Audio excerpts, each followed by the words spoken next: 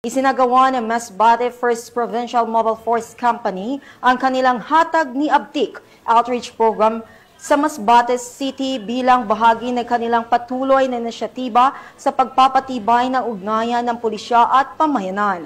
May balita dyan si Patrolwoman Carmela Panganiban. Isinagawa ng mga tauhan ng Masbate First Provincial Mobile Force Company sa pangunguna ni Police Captain Eres Jan L. Salomon at sa ilalim ng pamumuno ni Police Major Renante N. Arambuyong, officer in charge ang isang outreach activity na tinaguriang Hatag ni Abtik sa Sitio Villa Lucia, Barangay Maingaran at Barangay Pawa, Masbate City.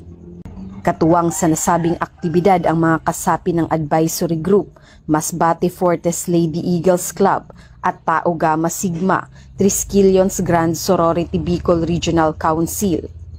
Namahagi ang grupo ng mahigit 100 food packs, bigas at mga damit sa mga residente ng naturang mga barangay.